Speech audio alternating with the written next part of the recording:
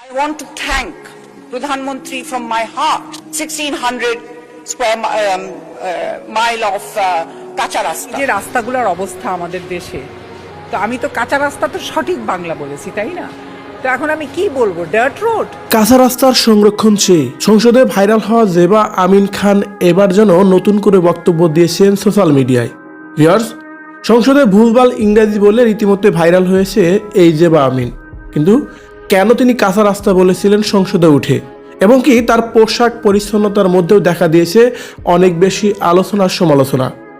তাকে নিয়ে কি বলা হচ্ছে তাহলে, এবং কি জেবা আমিন খানই এবার কি বলছে কাঁচা রাস্তা নিয়ে, এ বিষয়ে জানতে সম্পূর্ণ ভিডিওটি দেখে আমাদের সঙ্গেই থাকুন।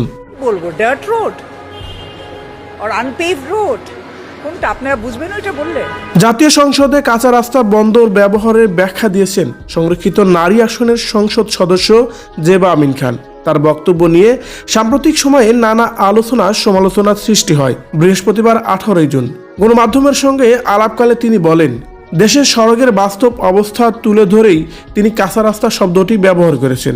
তার ভাষায়, আমি তো সঠিক বাংলায় বলেছি, এখন যদি ডার্ট রোড বা আনপেইড রোড বলতাম সবাই কি বুঝতেন? এজন্যই কাঁচা রাস্তা বলেছি আমি। জেবা আমিন খান আরও জানান, রংপুর 6 আসনের এক সংসদ সদস্য আগে কাঁচা রাস্তা প্রসঙ্গটি উত্থাপন করেছিলেন।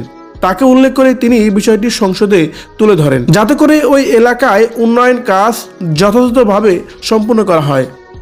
এর আগে গত মঙ্গলবার 16 জুন জাতীয় সংসদে বক্তব্য দেওয়ার সময় তিনি সড়কের বেহাল অবস্থার জন্য দুর্নীতিকে দায়ী করেন।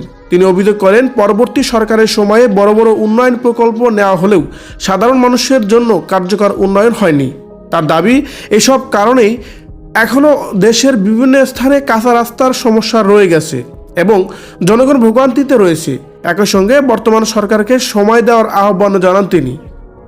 এই বক্তব্যকে ঘিরে রাজনৈতিক অঙ্গন ও সামাজিক মাধ্যমে ব্যাপক আলোচনা তৈরি হয়েছে। তবে সংসদে তার পোশাক এবং কি তার যে গেট আপ ছিল, সেই গেট আপ নিয়ে অনেক বেশি সমালোচনা জন্ম দিয়েছে। বলা হচ্ছে তাকে নিয়ে বিভিন্ন ধরনের কথাও। এদিকে একজন সংসদ সদস্য হয়েও সংসদে তিনি যেসব পোশাক পরে গিয়েছিলেন, আর সেই পোশাক নিয়েও দেখা দিয়েছে অনেক বেশি বিতর্কিত। বলা হচ্ছে বাংলাদেশের সর্বোচ্চ এই স্থানে বিদেশি স্টাইলে পোশাক পরে গিয়ে ভুলভাল ইংরেজি বলে সে কি বোঝাতে চায়। আবার কেউ তার কথা শুনে এমনও বলছে যে, আমি তো প্রথমে ভাবছিলাম যে এটা বাইরের রাষ্ট্রের কোনো পার্লামেন্ট হবে, এটা যে বাংলাদেশের পার্লামেন্ট সেটা আমি কখনো বুঝতেই পারিনি। বিভিন্নভাবেই কটাক্ষ করে তাকে নিয়ে কথা বলা হচ্ছিল সোশ্যাল মিডিয়ায়। ভিউয়ার্স, জেবা আমিনের ইংলিশ এবং কি তার এই পোশাক পরিচ্ছন্ন নিয়ে যদি আপনার কোনো মতামত থেকে থাকে, কমেন্ট করে জানিয়ে দিন কমেন্ট বক্সে।